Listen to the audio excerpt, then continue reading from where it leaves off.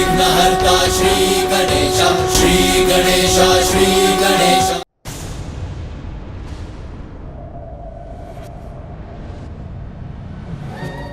हाँ, यही तो है वो बेर जो माँ को प्रिय है।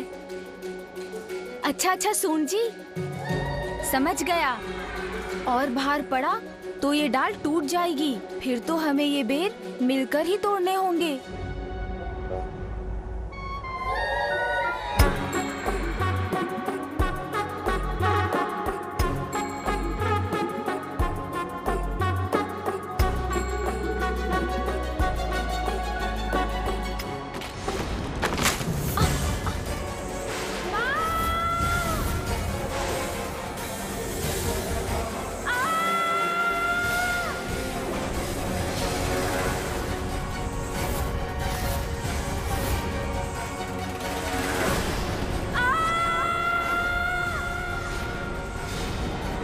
अपनी देह को सीधा कर लेता हूँ, फिर इसके ऊपर चढ़कर नीचे जाने में तो बहुत आनंद आएगा। आहा, इस डाल को वाहन बनाकर तो बहुत आनंद आ रहा है मुझे।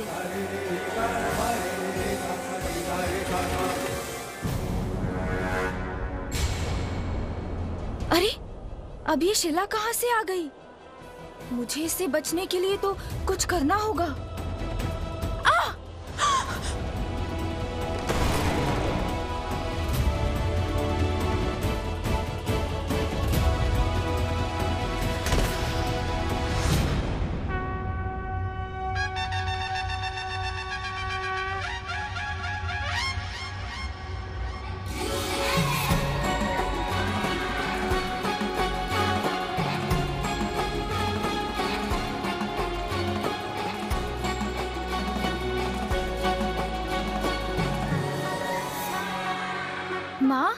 माँ देखिए मुझे, मैं लौट आया और तनिक भी आहत नहीं हुआ मैं। देखिए ना माँ।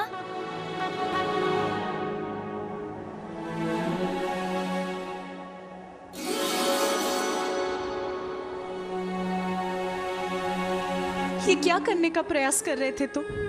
अपने आप को ऐसे संकट में क्यों डाला तुमने? तुम इस संकट में देखकर कितनी दुखी थी मैं, ये जानते भी हो तुम? क्यों बार बार ऐसी पीड़ा देते हो मुझे? बताओ मुझे, उत्तर दो। इतनी ऊंचाई से नीचे गिर के तुम्हें कुछ हो जाता तो कितना कष्ट होता मुझे। इसका एक बार भी विचार किया तुमने?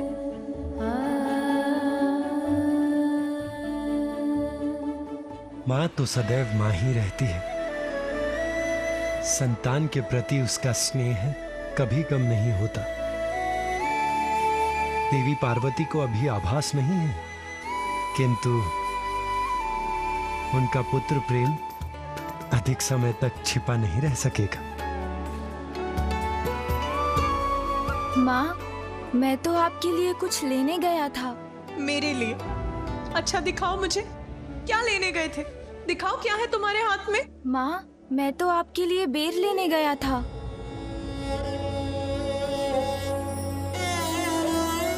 आपको बेर प्रिय है ना माँ? जीवन समर्पित है तुझको माता, सांस सांस अर्पित है तुझको माता, सांस सांस अर्पित है तुझको माता।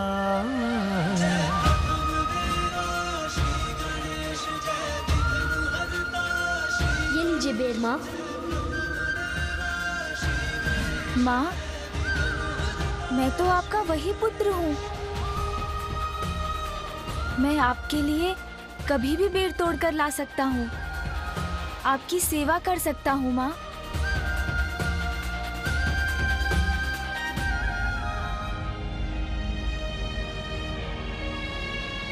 माँ, आपके नेत्रों में अश्रु?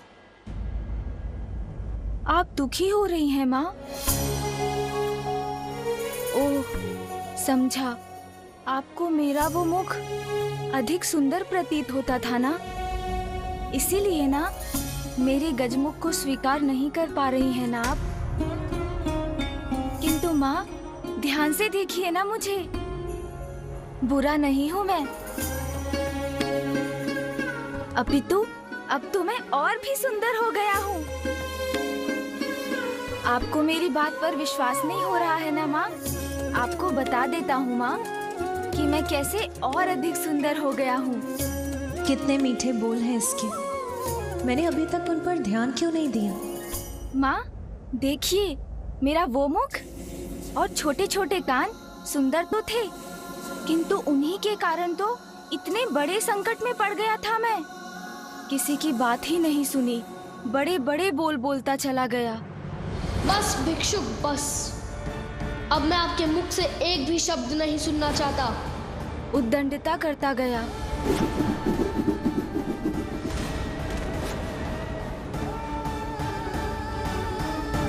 और पिताश्री को वो मेरा अहंकार से भरा शीश नष्ट करना पड़ा।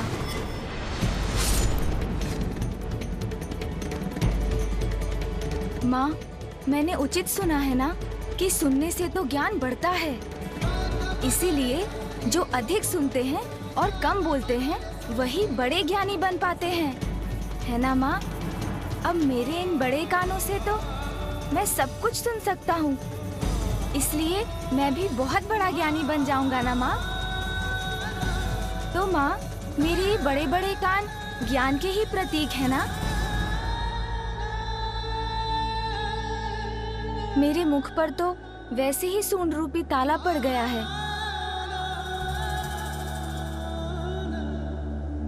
जो मुझे कम बोलने के लिए प्रेरित करता है। इसलिए मैं अब आवश्यकता से अधिक बोल ही नहीं सकता। अरे, इतनी अल्पायु में ही ये तो इतना बड़ा ज्ञानी बन गया। कैसी बुद्धिमानी की बातें कर रहा है। और हाँ माँ, मेरे ये नेत्र तो बड़े ही अद्भुत हैं। इनसे मैं सब कुछ बड़ी सूक्ष्मता से देख पाता हूँ। इसलिए अब मेरे लिए सत्य और असत्य का भेद करना बहुत ही सरल हो गया है।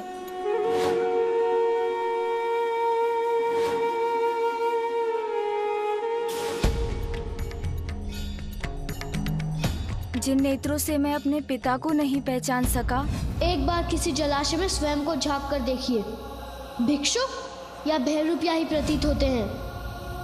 उन नेत्रों का मुझे क्या लाभ माँ?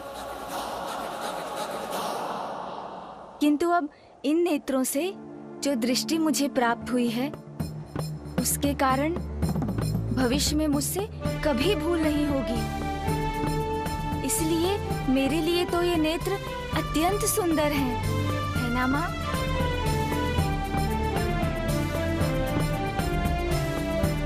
क्योंकि मेरे ये गज नेत्र तो सूक्ष्मता के प्रतीक हैं।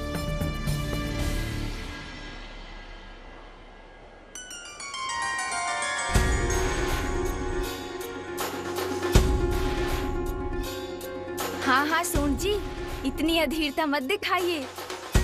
मैं तो माँ को आपके ही बारे में बताने वाला हूँ, इसलिए धैर्य रखिए, चिंता मत कीजिए।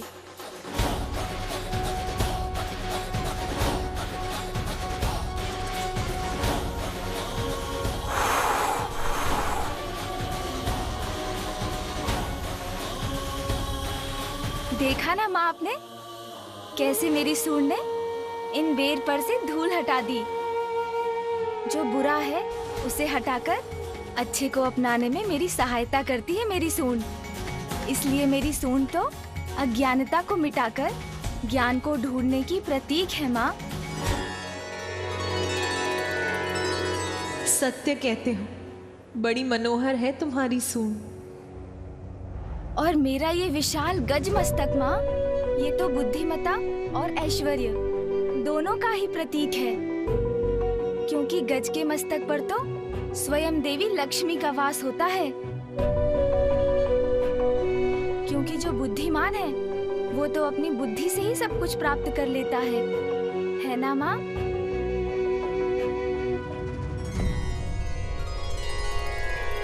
यदि मेरा ये मस्तक पूर्व में भी होता तो माँ, मैं किसी से युद्ध नहीं करता।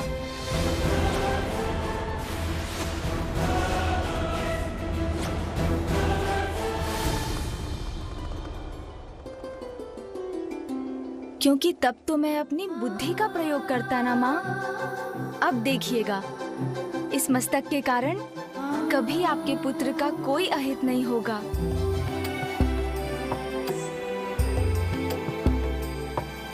माँ, अब तो आपको विश्वास हो गया है ना? मैं तो और भी अधिक अच्छा और सुंदर हो गया हूँ, है ना माँ?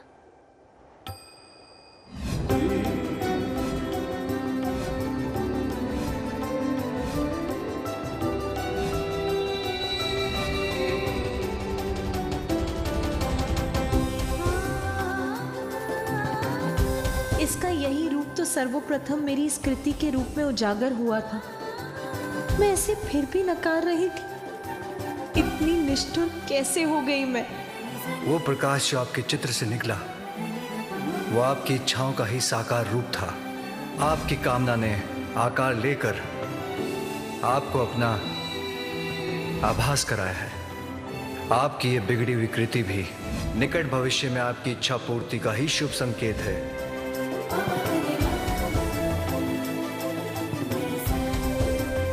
प्रत्येक बड़ी घटना के पीछे एक बड़ा कारण होता है पार्वती। तुम्हारे पुत्र ने तुम्हारी कृति के माध्यम से तुम्हें अपने आगमन का संकेत पूर्व में ही दे दिया था पार्वती। हाँ स्वामी, आप उचित कहते हैं। मैंने ही इसे पहचानने में देर कर दी।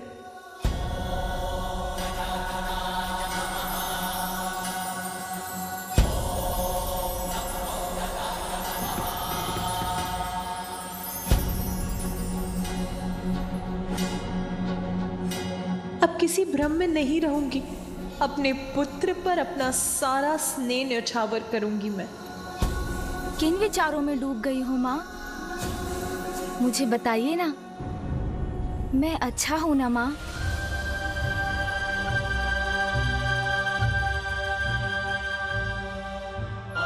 इस संपूर्ण संसार में तुमसे अच्छा और तुमसे सुंदर कोई नहीं है पुत्र।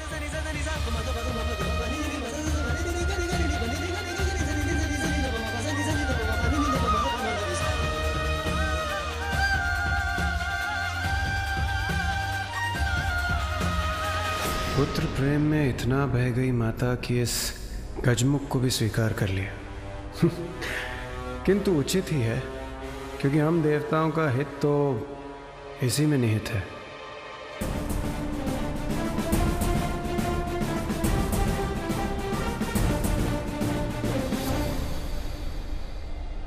पुत्र, अब मैं तुम्हें कभी अपनी आंचल की छांव से दूर नहीं जाने दूंगी। तुम्हें अपने पास रखकर सदा तुम्हारा ध्यान रखूंगी, तुम्हारी रक्षा करूंगी।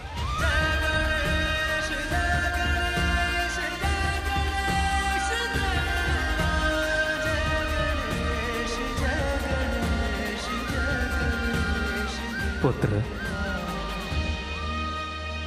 आज तुम्हारे ही कारण तुम्हारी माता पुनः प्रसन्न हुई हैं। तुम्हारे ही कारण उनके क्रोध से हमारी और संपूर्ण सृष्टि की रक्षा हुई है। तुम्हारे जन्म से सृष्टि में अनेकों जीवन रक्षित हुए हैं। तुम्हारे जन्म से संसार का अमंगल दूर हुआ है। सभी जीवों के लिए मंगलमय है तुम्हारा जन्म पुत्र। इसीलिए मैं ब्रह्मा तुम्हें वरदान देता हूं कि आज से तुम मंगल मूर्ति के नाम से जाने जाओगे। स्वामी श्री मंगल मूर्ति, जन जन पूजे होती कामना पूर्ति। विघ्नहरण सुखदायक देव गणराया, वांछित फल पाया जो चरणों में आया। जय देव जय देव। परम पिता ब्रह्मा आशीष जो दिए, मंगल मूर्ति श्री गजानन हुए। जगमग प्रकाश प्रति ओर हो गया, उल्लासित प्रत्येक छोर हो गया।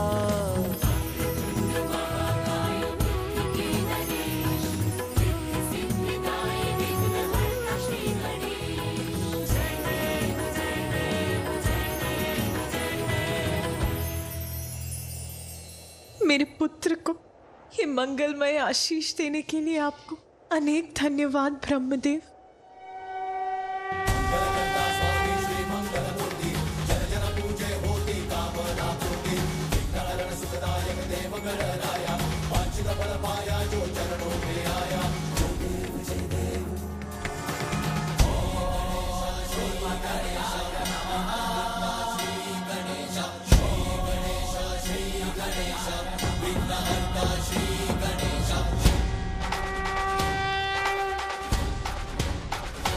आशा है अब सब मंगल होगा, कोई संकट उत्पन्न नहीं होगा।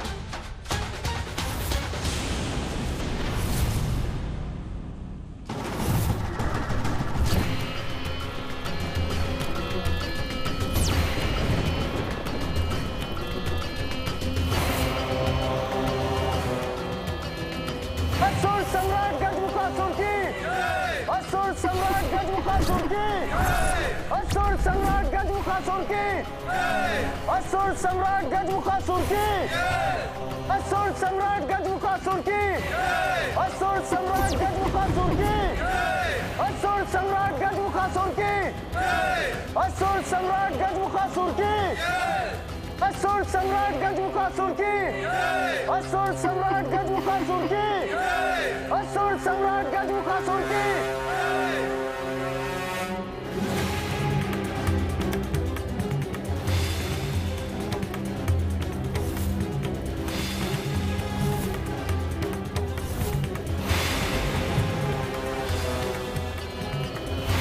असुर सम्राट गजमुखासुर की, असुर सम्राट गजमुखासुर की, असुर सम्राट गजमुखासुर की, असुर सम्राट गजमुखासुर की। सर्वत्र हो असुर साम्राज्य का विस्तार, चहुं दिशाओं में अशुभ ही अशुभ हो, छा जाए अशुभ का अंधकार, देवताओं का विनाश हो। यह है मेरा संकल्प।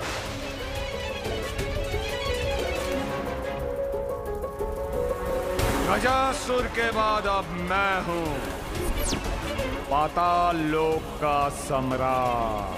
देवताओं को नष्ट करेंगे हम, सभी लोगों पर छा जाएंगे, असुर विजयी होंगे।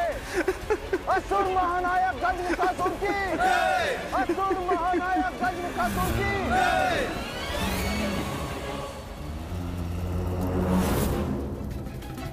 सेनापति, क्या हमारी असुर सेना देवलोक पर आक्रमण करने के लिए तैयार है?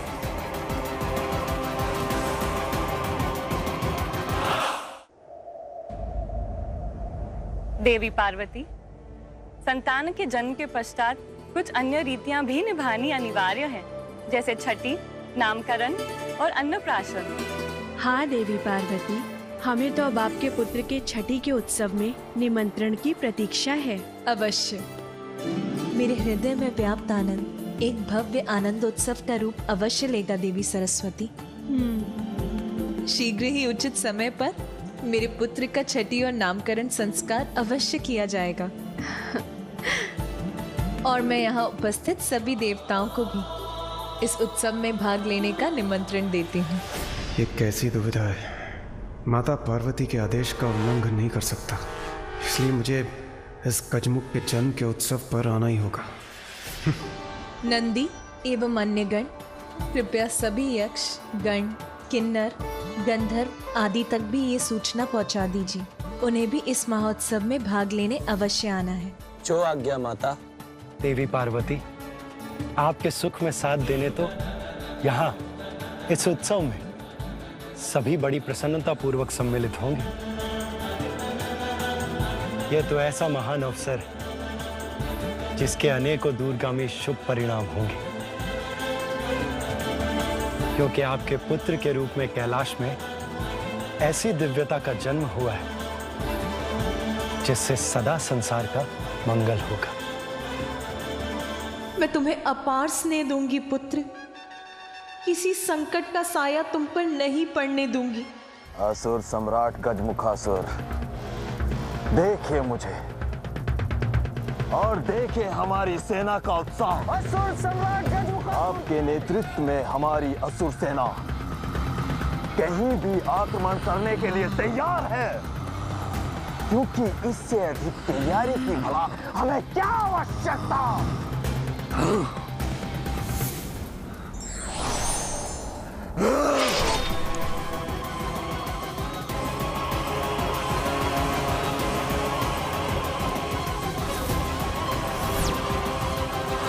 मेरे प्रश्न का उत्तर बस हाँ या ना में देना चाहिए था इस मूर्ख को।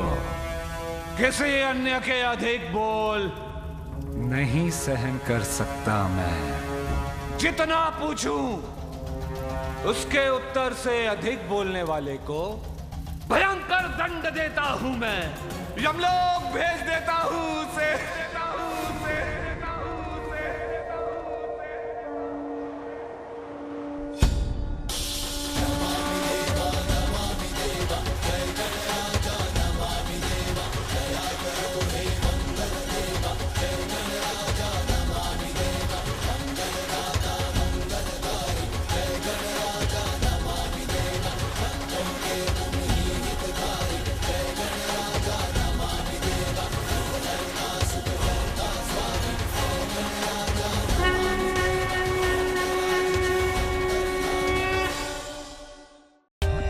For more updates, subscribe to our channel, click the show links and enjoy watching the videos.